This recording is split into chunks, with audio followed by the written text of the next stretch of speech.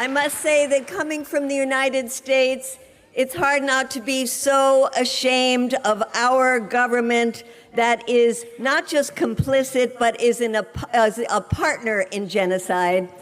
And I'll also, as coming to you as a member of the Jewish community, who is so ashamed that not every single Jew in the United States is standing up against what Trump and the whole administration is doing.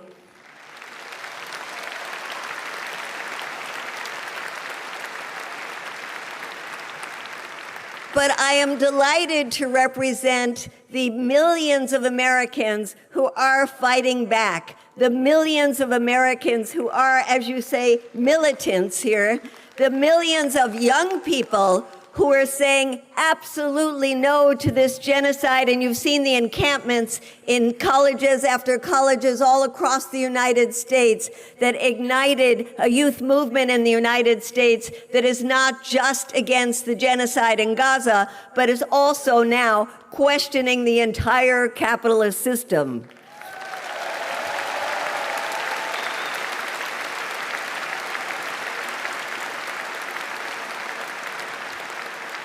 One of the things I have the pleasure of doing day after day is going to Congress, where we run after the Congress people, stick our telephones in their faces and say, why are you supporting genocide? And then put on the social media the stupid things they say, along with the amount of money they take from the pro-Israel lobby groups.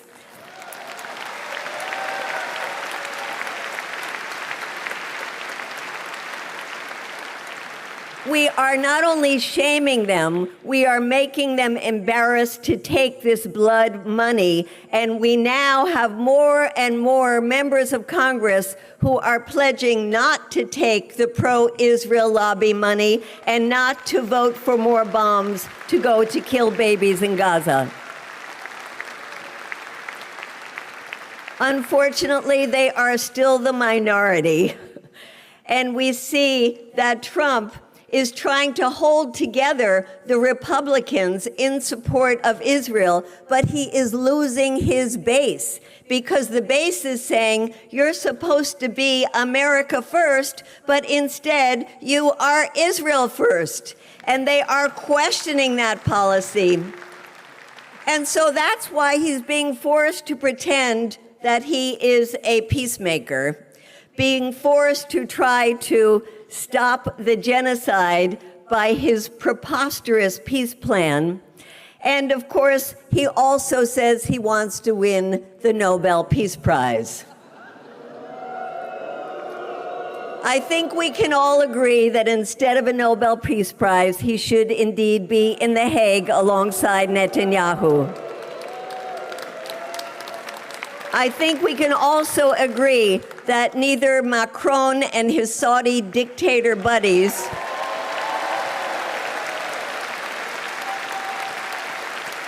nor Trump and the war criminal Tony Blair should have anything to do with a post-genocidal Gaza.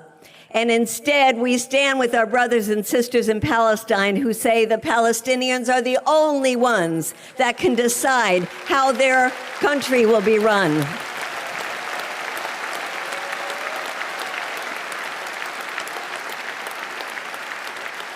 I also want to bring up the issue of Ukraine, because we see in the United States that it is the Democrats particularly who want to keep sending weapons to Ukraine. And they know that this is a war that can't be won on the battlefield. They know that this will only lead to more deaths of poor Ukrainian and Russian soldiers, will only risk a wider war.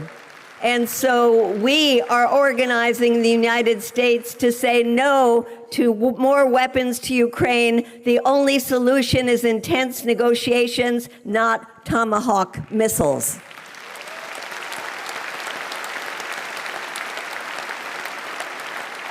But that also brings me to the issue of NATO, where we are told we need NATO to protect us. We need to put more of our money into NATO. And we say, no, it is a war machine that needs to be dismantled.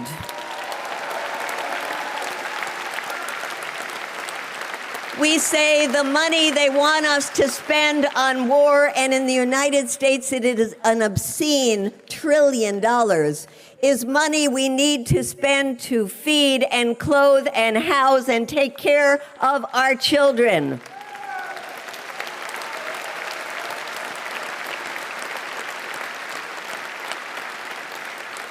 We also see in the United States an intense campaign against China, an intense campaign to say we must build up this war machine to confront China. This is the way that our government covers up for its terrible economic policies and a way it justifies this $1 trillion budget. And so we say China is not our enemy. We say we need to cooperate with China to address issues like global poverty and the existential threat of the climate crisis.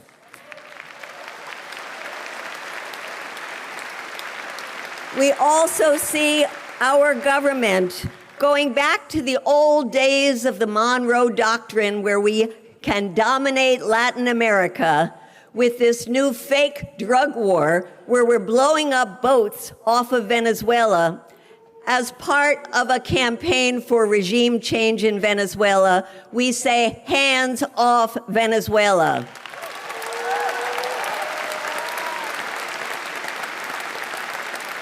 We also say that another kind of war being waged are sanctions, especially against poor countries like Cuba. We say, hands off Cuba, lift the sanctions.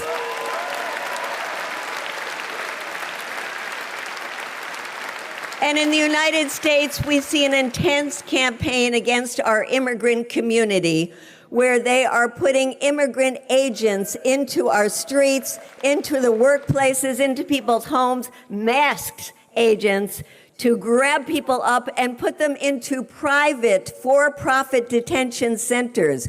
We are organizing massively in the United States in community after community to drive these agents out of our neighborhoods and protect the immigrant community.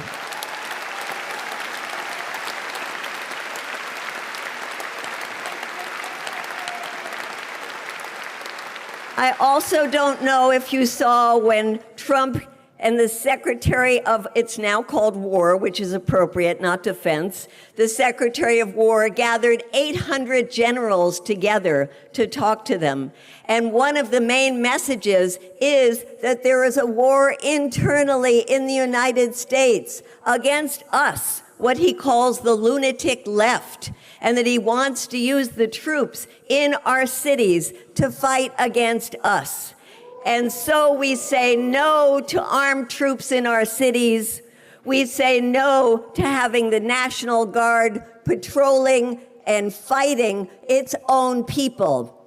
We are not the enemy. The enemy is fascism.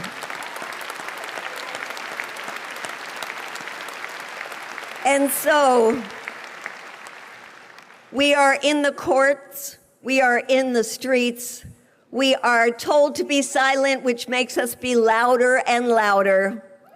And we are inspired to be here with you because we are inspired by the great protests that you have all over Europe, especially our friends in Italy. We are inspired by the 44 countries represented in the flotilla, the courageous people on the flotilla. We are inspired by the boycott campaigns, the divestment campaigns, the sanction campaigns. And we are inspired by the ideas coming out of this gathering to work together for international days of action and stronger, more effective campaigns to fight the genocide and to fight war in general. And I want to end with a chant that we say in the streets. We say, when Palestine is under attack, what do? Stand up, fight back. When our